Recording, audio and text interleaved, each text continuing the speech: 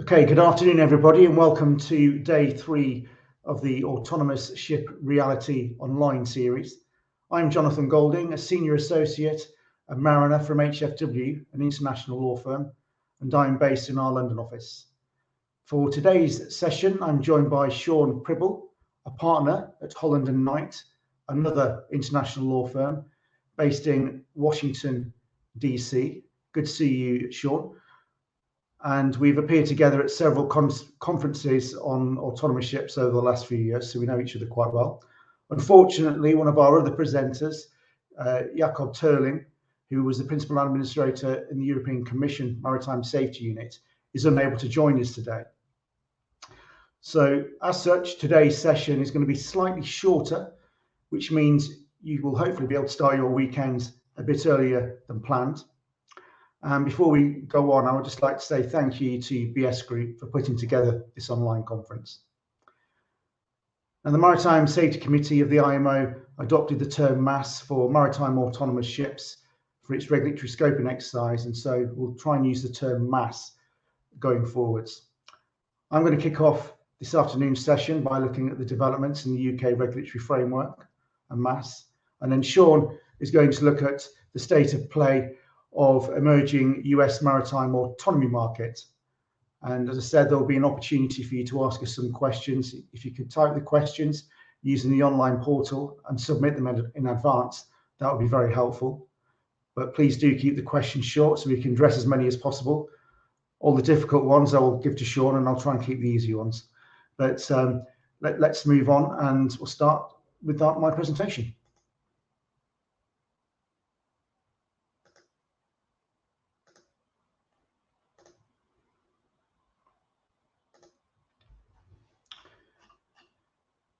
Okay, as the topic of my presentation suggests, I'm going to briefly look at the developments in the UK regulatory framework.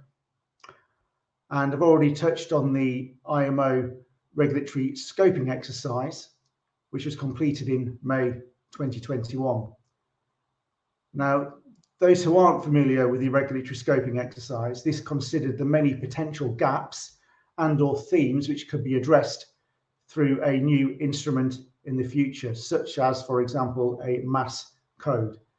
And that could be developed using perhaps a goal-based approach. The reason being, addressing every individual IMO instrument could lead to confusion and inconsistencies and affect existing regulations applicable to conventional ships. A number of IMO instruments under the ambit of the MSC classified as high priority include SOLAS, COLREGS, and STCW. Some of you will know that it's going to be at least 2028 before any IMO instrument is going to be available. But with that background in mind, the development of MASS has continued at a very significant pace over the last few years, with more MASS entering operation all the time. And industry just cannot wait until 2028. Barriers in the regulations were stopping innovation in the MASS industry, and the UK's approach has been ad hoc.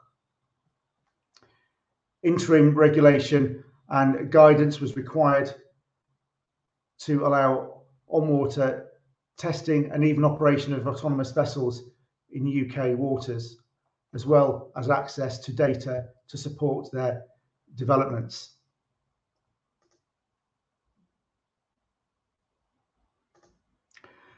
For vessels less than 24 metres in length, the UK Maritime Autonomous Systems Regulatory Working Group prepared a MASS UK Industry Code of Conduct, which is published by Maritime UK through the Society of Maritime Industries. It was first published in 2016 and is now on its 6th iteration.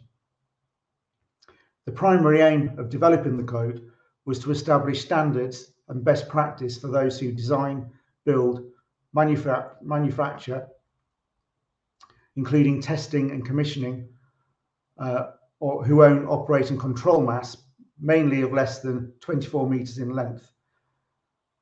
And it enabled principles to be established and guidance for those operating larger MASS, while the more detailed regulatory framework for MASS is developed, in the UK at least, under the Merchant Shipping Act 19 95. So the purpose of the code was to ensure equivalence with the provisions of the IMO's current legal instruments, including the COLREG, SOLAS, MARPOL and STCW, and to provide links to related documentation such as ISPS, IMDG, ISM, Load Line Convention, and so forth. Now, the UK government recognised it lacked an understanding of the industry developments and needed an overarching view of industry and the technology advances taking place. As with most innovation, the traditional way of approaching regulation is not keeping pace with industry. So the government secured funding of £1 million and the MCA established the Maritime Autonomy Regulation Lab, or MARLab as it was known. Now the MCA published the results of its MARLab project, which considered the extent to which UK regulation must adapt to accommodate and promote the mass industry. The information gathered in the report enabled the MCA to begin reviewing the workboat code to address regulatory gaps and barriers for autonomous vessels under 24 metres in length. However, for larger vessels, the MCA needed to conduct a broader review of the Merchant Shipping Act and other statutory instruments. In the meantime, the MCA created the Maritime Future Technologies to encourage and facilitate the implementation of trials and projects and support regulatory updates and drive forward change in industry in the uptake of innovative technologies, both emission reduction and autonomy.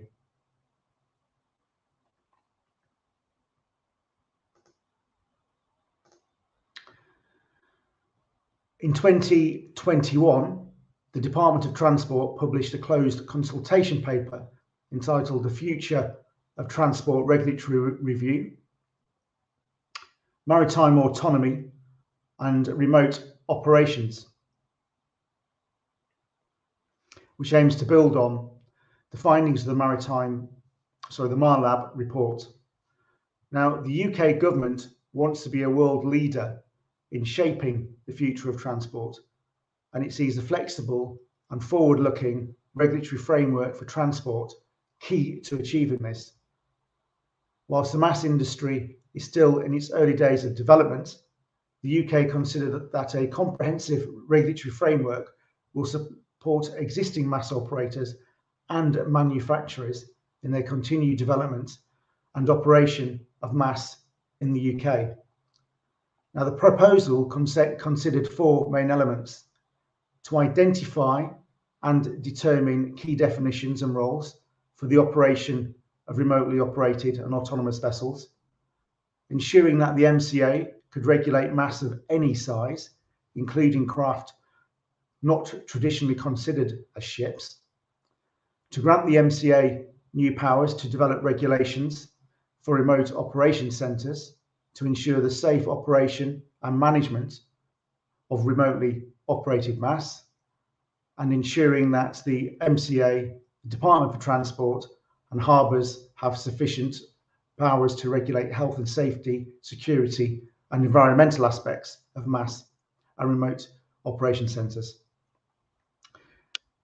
Now, the report also recognised that developing the domestic legal framework now could lead to a divergence from international standards as they are agreed in the future. However, the UK's been heavily involved with the IMO's scoping exercise and considers that it is well placed to continue its active role in international discussions that will shape the regulation of mass internationally and the development of an IMO instrument in the next few years. Now, in 2022, there was a workshop on mass, which was regulating the operation of autonomous and remotely controlled vessels.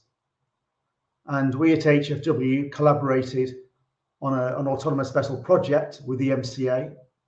And this was the first large autonomous vessel review that was commissioned by the MCA, which effectively marked pretty much a watershed moment for smart shipping in the UK.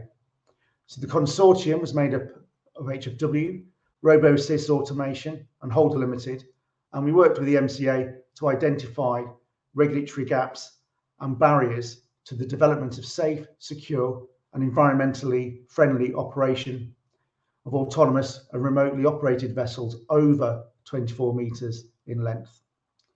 We reviewed just about all existing UK primary and secondary legislation and international instruments to identify both regulatory and physical and cybersecurity issues. Now, it's just not possible to explore all those with you today, and I haven't really got much time left, but just a sample of some of the legislation that we covered, and that was, I guess, the top third of a page of A4 in the report, and it went on to 2 pages. That's how much legislation there is. And the workshop that was carried out explored key questions around MASS, rendering assistance to persons in distress. How does that happen? How can you do that under SOLAS? And the aim of the project was to explore how operations of these vessels might be addressed in the UK's primary and secondary legislation, and the degree to which existing legislation may need to be amended to facilitate MASS operations.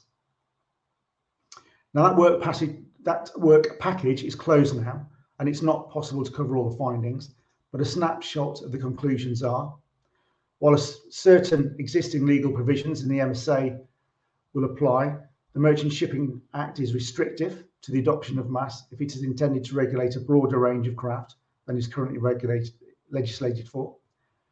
It's considered a new definition of ship may be required to allow all MASS, including submersible vessels, to be accommodated. And the definition proposed by the Future of Transport Regulatory Review for MASS provides flexibility to accommodate MASS into the UK framework. The report recommended that consideration should also be given to excluding MASS altogether from the current legal framework, which would allow the creation of a parallel framework to govern the operation of MASS under separate legislation. The legislation that currently governs activities on a conventional vessel's bridge will also need to be extended to take remote operating centres into account, or if the ROC is not considered to be part of a ship, then consideration will have to be given to amending the provisions set out in other legislation, such as the Health of the Safety Environment Work Act. The preferred strategy to accommodate MASS operations in the UK would be to amend the UK's legislative framework using new primary legislation and/or amending secondary legislation for certain retrospective issues. Secondary legislation could be used to accommodate MASS in the UK in the short term to fix certain issues identified as an interim response. But the problem is limited by the wording of the current Primary Act, which only grants limited ambulatory powers to make amends to primary legislation. So alignment with other efforts to update the legal framework which governs MASS would also be required. And the workshop also considered the training of ROCs and whether they needed the same qualification and experience as seafarers. And I know a lot of work's been going on at various maritime colleges looking at these issues. So that is a very quick run through of where we are with the UK legislation. And I shall now timely hand over to Sean to carry on. Thank you, Jonathan, and great to see you. And as always, an excellent presentation. Certainly, the UK is leading the way in terms of regulatory and legislative action. So let's jump across the pond here to the US, and I'll offer a view on what the US is doing. So my focus here today is to bring this narrow focus to what the U.S. is doing in terms of the emerging maritime autonomy market, and in particular the use cases as combined with how the U.S. is approaching this from a regulatory view. So I'll first touch on the U.S. regulatory approach. And then what I think right now are the top three areas for use cases in the U.S., which is offshore wind, um, then outer space support and defense. And then I'll touch on where this is going in the United States and what's on the horizon here. But first, let's just touch on how the U.S. approaches regulatory oversight of mass. And generally, it's run through the U.S. Coast Guard. So in other countries, there may be different agencies that are combined for different purposes. But in the U.S., the U.S. Coast Guard has the lead on ensuring that vessels, interpreted broadly, comply with various conventions as domesticated into U.S. law regarding crewing and operations, design, engineering, etc. The bottom line is that US statutes still require a person on board the vessel. I think that's the simplest way to put it. So, in order to achieve a full range of autonomy to the point where we can have uncrewed or even remote operations, there needs to still be these requirements related to master, whether it's a pilot, watchman, things like that, lookout. These are still terms that are required under current US law. That being said, obviously, we're seeing novel designs and applications. So, the way that the US works through these processes under current US law is through something called a design basis agreement, where you have a novel design of a vessel that's going to operate under some type of autonomous function where you either have no one on board, it's remote operated, whatever that may be. This is essentially a bespoke process for the individual vessel where they are, through a number of steps, then granted approval to operate under a certain set of parameters that apply to that particular vessel.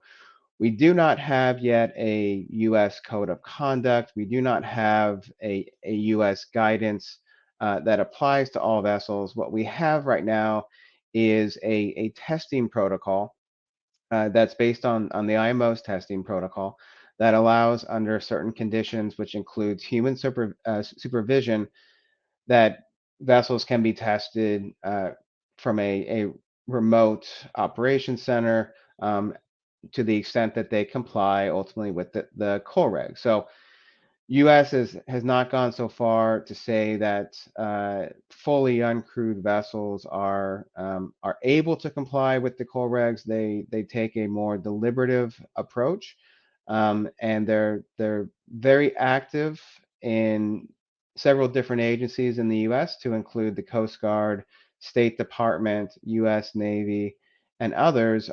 They've been actively involved at the international level and helping shape what will become the mass code, as well as other interpretations of international conventions. So the U.S. is very active internationally. We are seeing a lot of opportunity in the US, and I'll touch on that next. But in terms of a regulatory change, that is something that has not happened. And this document from 2022 is the most recent in terms of an industry-wide guidance document, and this is strictly related to testing. So the first of the three U.S. Industries where I think there's the most potential first is offshore wind. Now, unlike Northern Europe and the UK, the U.S. offshore wind market is in its early days of development. It's leaning very much on the expertise from Europe in developing this market, but there's a very ambitious goal in the U.S.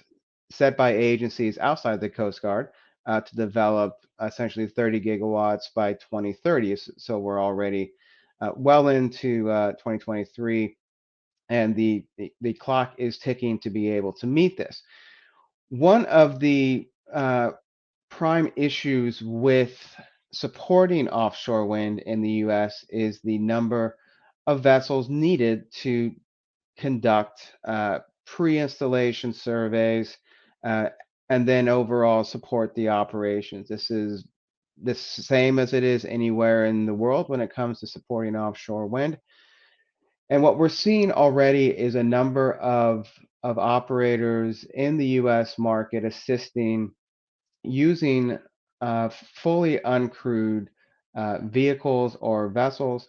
And over time, we're going to continue to see this. This to me is where the market's already developed. It's going to develop even more.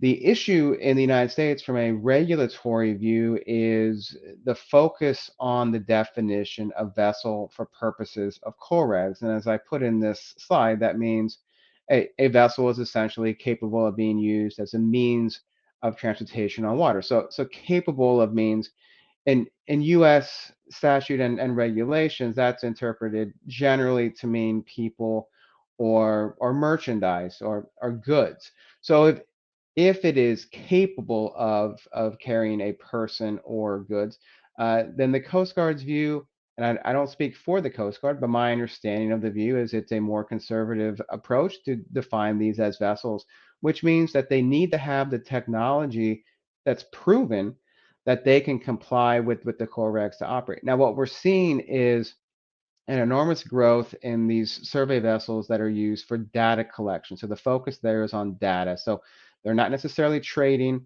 And so you have a bit of a cultural difference with the intent and purpose in the US as to what this interpretation of this definition means. We also have very strict cabotage laws, as many other countries in the world do. We and then the US refer to it as something called the Jones Act.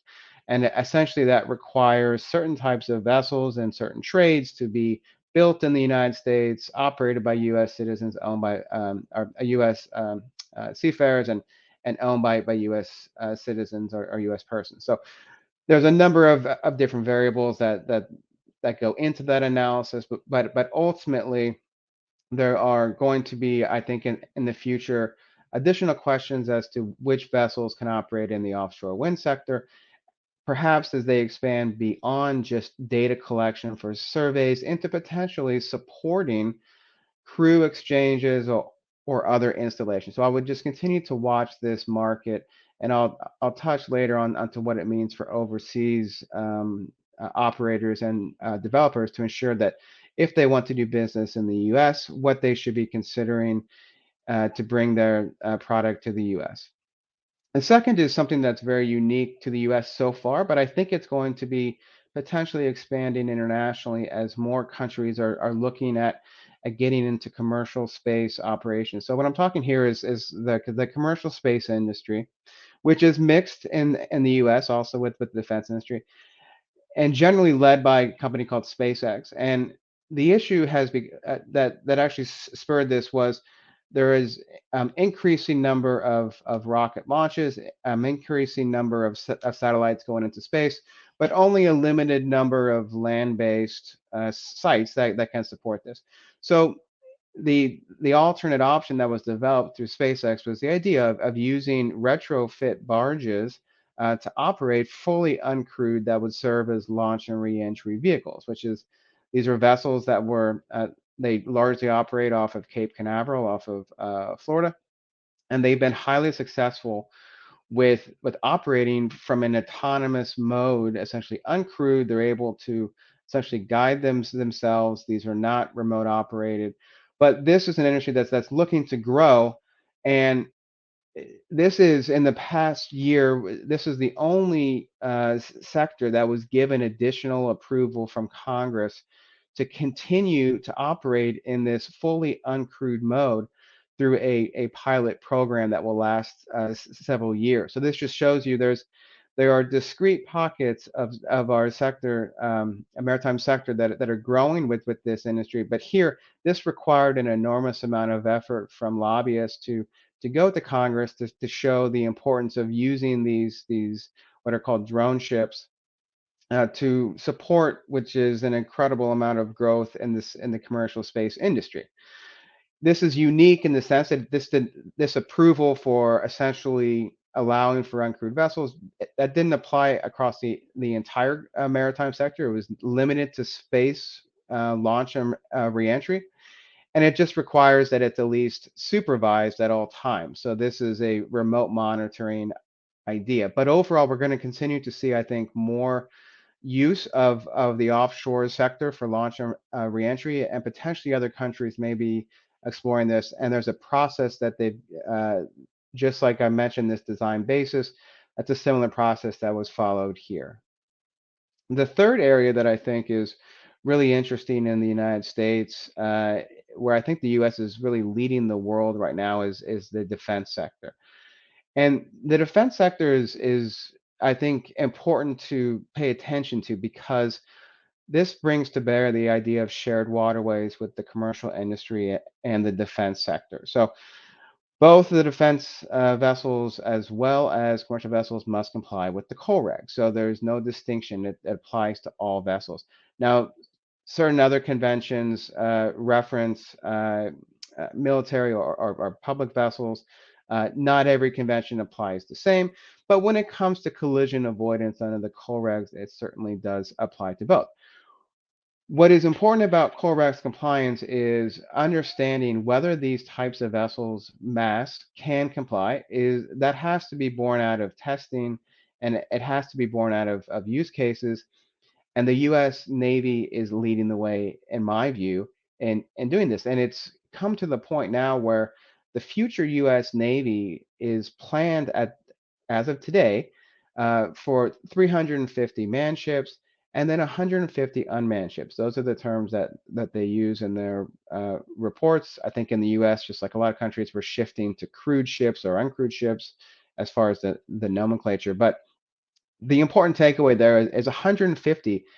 That's where they are planned right now. And this is all sizes. This is large surface vessels down to, as you see here, smaller, survey type, surveillance types vehicles or vessels, depending on how you define them. The the basis for this is generally straightforward. It's showing that it can lower operating costs and removes the risk of the human warfighter. So a little different focus than on the commercial side. But also there's a feeling that the U.S. needs to be competitive internationally when it comes to issues of artificial intelligence and autonomous technology. So there's a bit of an internal feeling that this is now a kind of a modern space race with other countries that are developing this technology, and the U.S. doesn't want to fall behind, and it's become a much more aggressive funding priority in the U.S. And what's interesting is the U.S. Navy has tested across the both oceans. They've transited through test vessels through the Panama Canal. They're involved in larger military operations that are serving alongside fully crewed ships.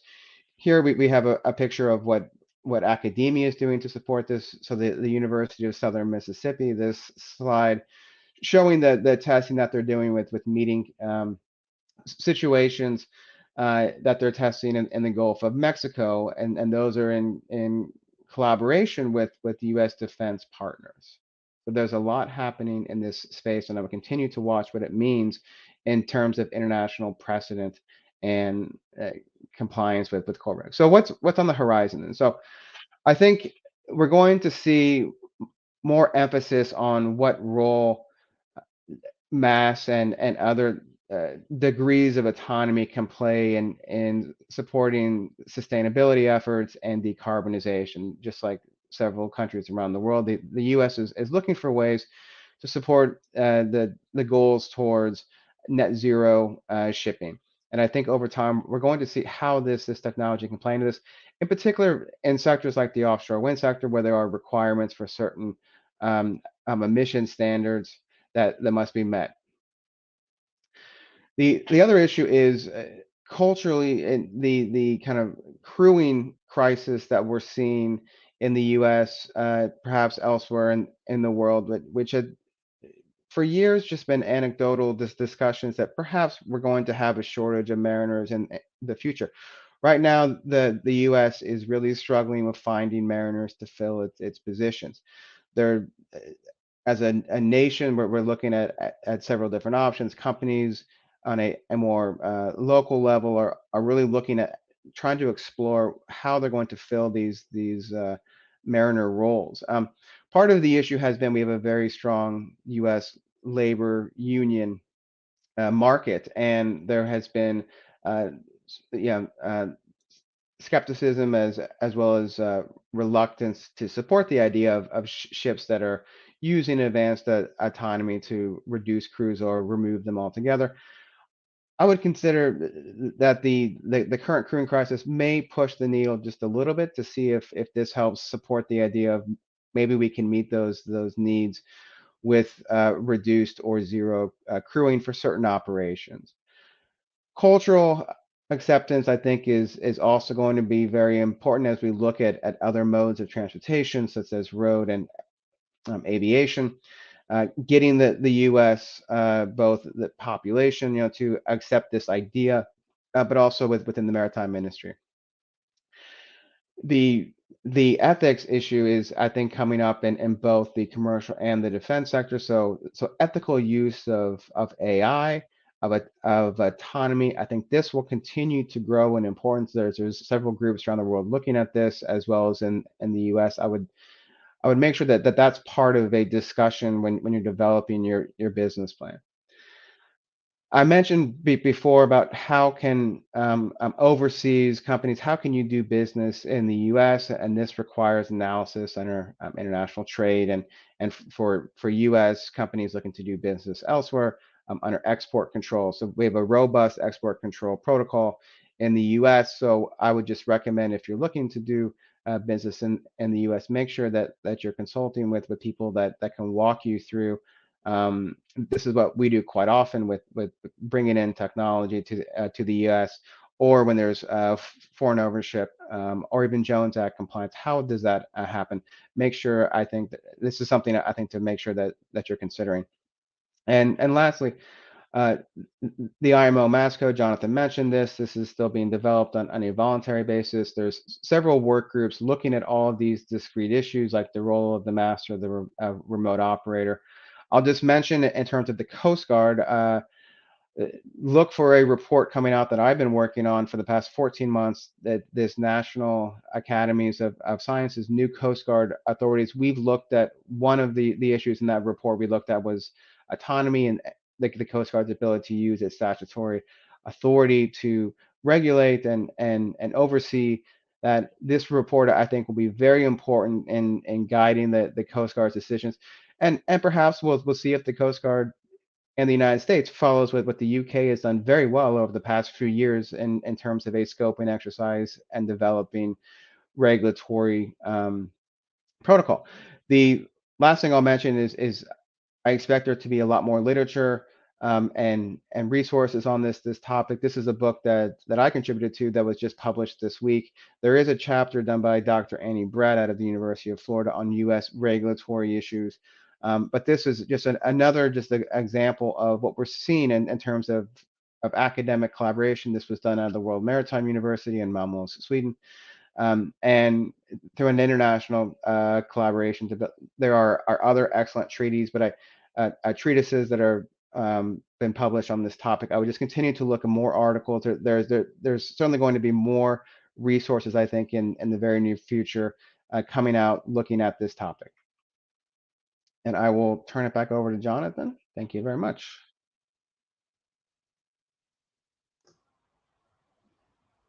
Great, thanks, Sean. That was an excellent presentation, as usual. So thank you for that. We've had quite a few questions. Some were directed straight at me, so I've had the benefit of answering those separately and directly. Sure. Now, I had a really nice question from Diana. I don't know where Diana is based, but I'll just read out her question to let you absorb it. And I've got a couple of views, and then I'll let you give your views. I think that's probably the best way. Sure. So Diana says, the existing liability legislation does not deal adequately with the new additional players, such as remote seafarers and software manufacturers. Do we need a new liability regime? For example, a ship owner innocent of offence should maintain rights of recourse against negligent actors, and that liability could perhaps be apportioned by means of an international product liability regime. Now, that sounds complicated. or possibly a new instrument, perhaps akin to the regime under the Interclub Agreement for Cargo Liability, that has the backing of the insurers involved. What is your view on this? And one which I think you can probably address separately, based on your experience from your time at Guard, how would P&I and HN companies go about insuring such vessels? I think in terms of I'll go first if you don't mind on the liability regime, because we do see this quite a lot with various academics. And I guess it depends on the jurisdiction you're based in, but quite a lot of people seem to think for collisions and so forth, we need some sort of strict liability regime. Now, I've always been of the strong view, and I investigate a lot of collisions and regularly in the English courts, well, a lot of jurisdiction for collision internationally because of the case law and apportionment of liability, etc. But I think you don't need to change anything. I think on the liability side, I think certainly from an English law point of view that it works. You apportion liability against the owner, and it doesn't matter where the master is, they can take action accordingly. I guess it does put a few challenges if you've got the ROC in one jurisdiction and the ships in another, but I think that will have to be bottomed out. And I think that sort of, from my side, it sort of leads on to the product liability regime. If you apportion liability against a vessel, then that owner's own recourse for subrogated rights or contractual rights can be dealt with in that way. And in terms of insurance, I know there are lots of vessels already being insured, such as the Arab Birkeland, and that's where I think your previous expertise lies. So I'll hand over to you for your views. Yeah, thanks, John. And that this is one of the most important issues that's being assessed around the world right now is this idea of liability. And to your point, yes, I would agree. I think there's two camps really. One is that this should be a strict liability regime, and the second is no, we should just continue and operate under normal liability regimes, and we would just apportion and analyze each case as if it was a normal vessel. And I think that part of that theory in my mind is what's the intent here of introducing these vessels? If we continue to carve out additional exceptions for them and create new regimes, then it's further and further away from being a fully immersed in normal operations with fully crewed ships, and that is in many ways the goal, because the instruments don't distinguish necessarily between crewed and uncrewed when it comes to compliance with things like COREG. So I think that it's definitely a discussion point that's open in academic circles, but also in various governments and so in the U.S. view, I'll just touch on this. So products liability is a little difficult, I think, because this comes up quite often. Clearly, there's no international product liability regime. I think that's what the question touches on. In the U.S., it's even more complicated because products liability is usually developed at the state level. So we have 50 states, 50 different products liability regimes. We don't necessarily have a national level product liability. So that's just the U.S. So we look at it though in a way of, if there's a product failure, how would that be different than the autopilot or the ECDIS failing? We still have a way to go about assigning responsibility, liability, and fault through that current process. I think it would be very similar. It's going to get more complicated, I think, when it comes to issues of limitation of liability, when it comes to privity and knowledge of the owner. How is that accomplished when the vessel is preparing to sail? What needs to be done with a fully uncrewed or remote operator vessel? I think that from the insurance side, yes, I think that the underwriters, and I was not an underwriter, but worked with them at Guard with these discussions. I think they're approaching it. It's just developing a new area of expertise for underwriters. There's certainly several clubs now have joined into this and looking at how they will be insuring these. I think schooled as well, and the yes, this is creating both a new kind of expertise for underwriters to assess what risk they're willing to accept to set premiums, but also it's going to develop a new set of experts when we look at that liability question of what is needed to assess the actual programming itself, and whether there was some type of a defect or default that could be assigned. Last point I'll make is, for now, the general commercial view is that it would still be assigned just as it is in fully crewed ships. It would flow essentially to the owner, and then if they wanted to seek additional recourse against the manufacturer or whomever, that would be separate litigation. But it is a complex issue. I encourage people to be involved in work groups on this and seek out participation, because it's going to be a spirited debate going forward. Right, that's a really great answer. Thanks, Sean. I think what we're going to have to do between us is try and keep the answers a bit shorter based on the timeline, because we have got quite a few coming in. Oh, sorry. Yes. No, not at all. I think another one people are looking at is cyber resilience. How do we ensure cyber resilience and stop them being invaded by hackers? These are good points. Insurance is always difficult for cyber, and there are companies out there which help build. I think cyber resilience, from my experience and working with companies like CyberOwl, is you've got to try and build resilience from bottom up. So when you're manufacturing these things, try and build that cyber resilience and make sure you've got a proper cyber response, which of course we have to have now through ISM anyway, making sure you've got proper cyber response, etc. I'm not sure you've got any views on that.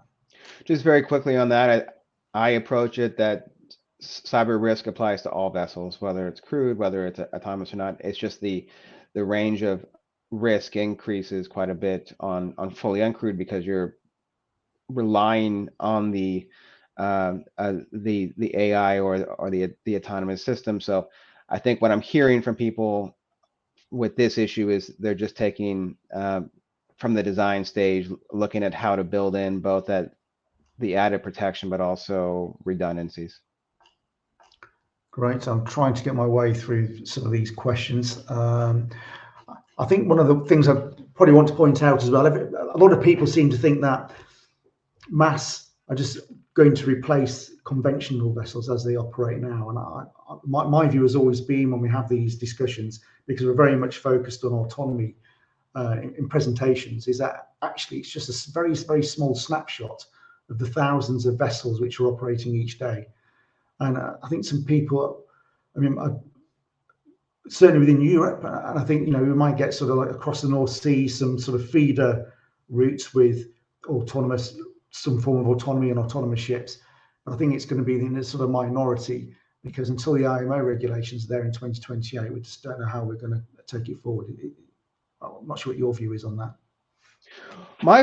My view has consistently been that if there is a business case that makes sense, and if there is a jurisdiction that permits it, that's where we're going to see it develop. I mean, that's a very high level answer, and I do agree that it's developing. That's why I mentioned these three areas in the U.S. that I'm seeing. So it's going to develop in areas where it makes sense commercially, where it makes sense from a defense view, and where you're in jurisdictions that allow for it. So obviously, high seas sailings like the U.S. Navy's been doing, and other research-based agencies, there's been little objection to this. So from a kind of jurisdictional view, those have been moving forward under strict compliance controls and monitoring. Whether it's going to spread across the entire industry and remove mariners from ships, I think that's unlikely, and I don't think we even have a peer review level study on the future of mariners in the industry that could be based on. What I am hearing is certain countries and certain industries that 5 years ago, 3 years ago even, were saying that it would never happen. We're starting to get more interest to see what the realm of possible is in those industries. So I have a hard time saying that this is a black and white answer, because where it makes commercial sense, I think it's going to move forward. Yeah, and I think we've always got the problems certainly going pan-ocean, I guess. So let's say going from UK to the States. is having that sort of technology where they can operate completely remotely. I mean, you've got the links, satellite links, but you know, what if engines break down and so forth? We haven't got the battery power to take them across the ocean. So, as you say, I think we're going to need certainly some people on board just to keep that maintenance level. And that's being looked at absolutely, is this idea of just an optionally crewed or a bare minimum crew to just maintain the engine space issues, because that's obviously been an issue in other test cases. I'm struggling with these navigating these questions, but there was one about remote operating centres, but I can't seem to find it now. So.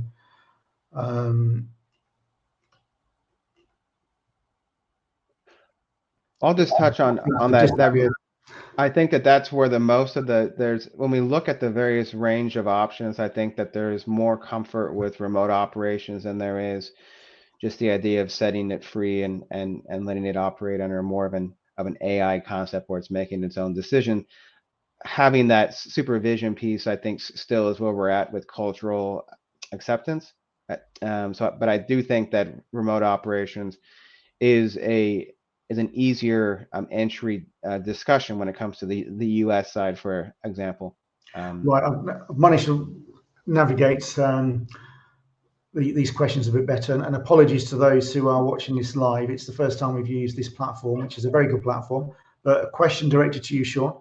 In view of the uncertainty about responsibility and liability, is it the case that uncrewed autonomous vessel voyages that have taken place so far, for example, Mayflower and Sidro, are potentially in breach of regulations?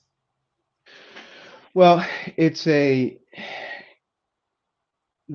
that is the ultimate question, I think, is who would make that decision. So that would be what's in breach or not would be up to a government regulator. So when Mayflower arrived, for example, in the United States, it went through an extensive protocol. It was actually published this past year in a magazine called Coast Guard Proceedings, and they laid out what they had done in that particular case, which included an escort vessel, numerous other kind of bespoke requirements for the vessel to call there. So to say it's a per se violation, I mean, first you would have to determine that it's a vessel subject to the coal regs, and then you'd have to see if it's essentially outside the requirements of the coal regs for whatever rule that you're looking at. I think this is the ultimate question. So how do we encourage and allow testing of novel technologies under laws and conventions that didn't contemplate this? So there was, these have been in place for quite some time, and the idea was never that this would involve, and this ultimately spurs the debate of whether or not we can operate with fully uncrewed vessels, and that's what countries are undertaking to do, to kind of meet in the middle, to say we want to encourage investments, we want to encourage development of new technologies that could prove to increase safety. Whether or not it's the reality is, I guess, that the long way to get to the answer, which is we don't have any case law precedent that tells us that answer. So we're operating right now without that kind of guidance. We can look to various UK or US case law that looks at machinery breakdowns that could be analogous to autonomy breakdowns or fault, but we don't have that clear guidance. So that's why we have so much involvement from legal associations to look at those potential issues. I can't say if it's a violation or not, because I'm not a government regulator, but this is what regulators have to balance. They have to balance, and that the U.S. takes a very conservative view. The I U.S. think you're right. I think as you say, things like the Mayflower, a lot of these transatlantic robotic systems, autonomous systems, they're not big, they're quite small, only a few meters in size, and a lot of work goes into ensuring that these vessels are monitored to go across the ocean. Are they in breach of any IMO regs? Well, probably not, as they exist, because nothing exists for mass, I don't think. But I think, as you say, it's all been done on a sort of case-by-case basis. So, for example, in the UK, and I answered one of the questions online, is that at the moment, there are gaps in the regulations. We've got to use the codes to look for equivalents, but in the UK, you can go to the MCA and get various permissions, and you can go, and I guess with the States, you go to the US Coast Guard and get those same permissions as well to get dispensation to operate and stuff. Yeah. I think that is a shortage. I think that is all the questions we've answered. I'm not seeing anything new. If anybody's got any more questions, please type them out very quickly. Otherwise, I think we're almost done. Yeah, I think that last question, I have to say, I mean, that's the ultimate question, right? And I think that's what came up years ago to begin the IMO's process. But ultimately, the process is still playing out. That's why I reference specifically the U.S. Navy's use, because whether or not someone takes a view at it that U.S. Navy vessels that are completely uncrewed operating on the high seas, which again they wouldn't be subject to all the IMO instruments, but whether that's in compliance or not, we don't have any countries that are objecting to this, whether it's China's use or others. And I think that's something to think about when we look at persistent state objections under international law. We don't have any of that. So I think there's perhaps informal or unofficial just the acceptance, that this is going to be needed, this type of testing to allow the future development of it. But that's the ultimate question, and we won't have those answers in a definitive form until one day we have a judge that tells us what it means. Indeed, and I think the other thing as well is that the IMO has no sort of jurisdiction per se. It's a body of, it's an organisation of 190 odd countries or whatever it is, and it's the the countries which adopt the IMO convention, right, and put them into their own legislation. So I think people have got to sort of sometimes forget that, but I just put that out there because some people might be on this call that aren't aware of that. Yeah, and that's a very good point, and I just want to follow up very quickly. There is this distinction between testing and operations in domestic waters like Norway and Belgium, and then there's the international side of it. And correct, the U.S. has domesticated these international conventions into U.S. law, and that's part of their deliberative approach. Is they are very concerned about treaty compliance issues, and they want to ensure that the U.S. is seen as living up to its obligations under various treaties. So it's an interesting. I'll just say that we have several different agencies in the U.S. that take different views. So we don't have a U.S. view, and I don't speak for the U.S. anyway. But I'll just say that there are various views that are still being worked out, even within the United States, as to what it means in terms of compliance with international instruments.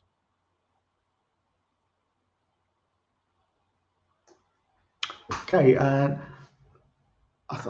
got nothing on the sort of legislative side. I mean, we could sit here and talk about autonomy all day, but we don't seem to have any more questions. So I'll hand over to admin. I'm not sure we want to bring it to a close, or if people want us to talk and chat for another 5 minutes, we can do so.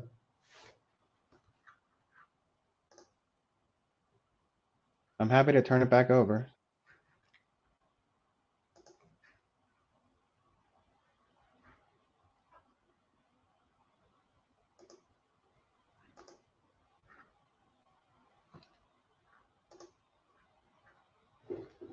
I'll just type to admin.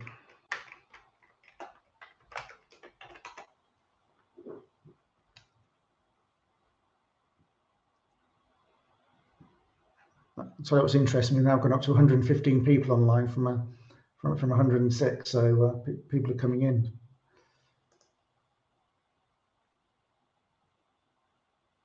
Well, I think there's probably not much more to say. So I think we can probably wrap it up.